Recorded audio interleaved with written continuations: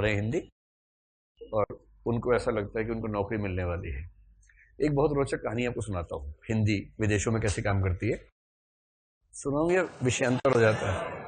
आप बेसिकली इसीलिए आते हैं, कहानी वानी होगी है ना, बीच में पढ़ाई की बात आएगी। चंपू का भी जैसा मामला रहता है ना, बीच बीच में पढ़ाई की बात आती है।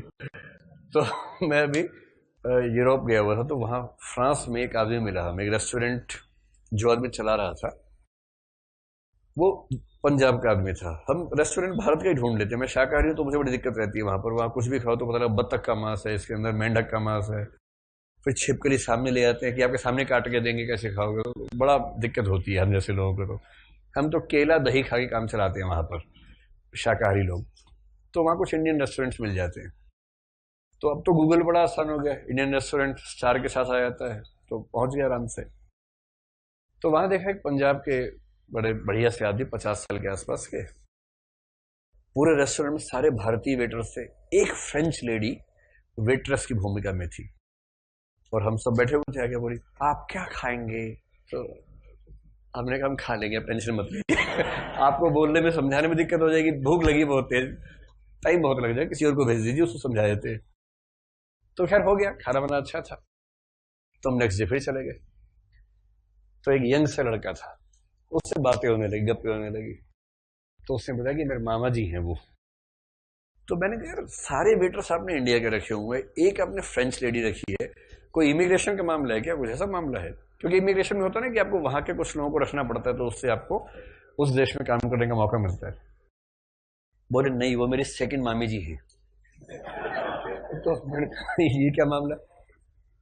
बोले इंडिया में तो है ही, यहाँ है तो यहाँ काम करने का मौका नहीं मिलता है। फिर यहाँ मामा जी स्मार्ट थे ही,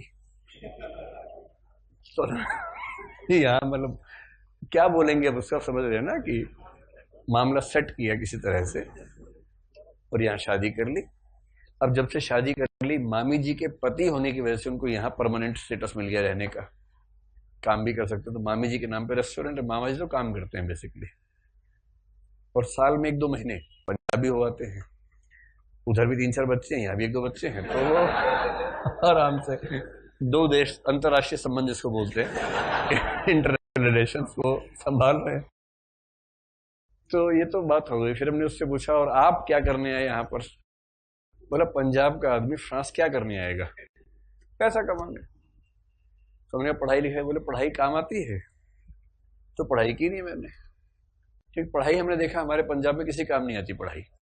जो नहीं पढ़ता वो ज्यादा कमाता है, जो पढ़ता कम कमा पाता है। तो मैंने पढ़ाई नहीं की, 12वीं क्लास किसी तरह से औपचारिकता पूरी करते मैं यहाँ आ गया था, मामा के साथ काम करने लगा। फिर हमने कहा आपको कैसे परमानेंट स्टेटस मिला? बोला उसकी भी लंबी कहानी है। मैं फ्रेंच विश्वविद्यालय गया, पेरिस विश्वविद्यालय, वहां का हिंदी विभाग देखा, पंजाबी तो था नहीं वहां पर। हिंदी विभाग में एक लड़की पढ़ाई कर रही थी फ्रांस की, पेरिस की।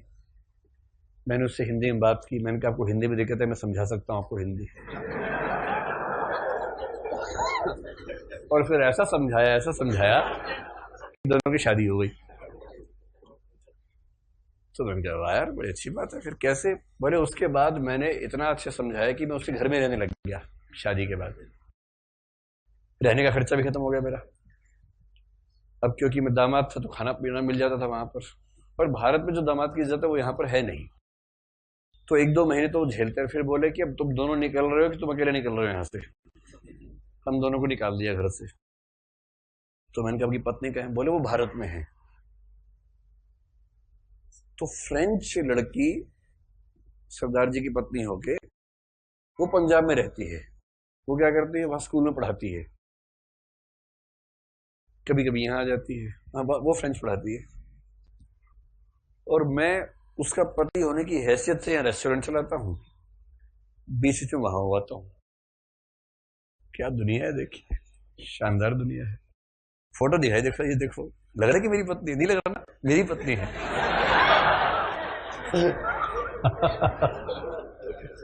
वो नस्ल का अंतर इतना ज्यादा होता है, दिमाग में रहता है कि कैसे किसी को लग सकता है कि ये गोरी नस्ल मेरी पत्नी हो सकती है।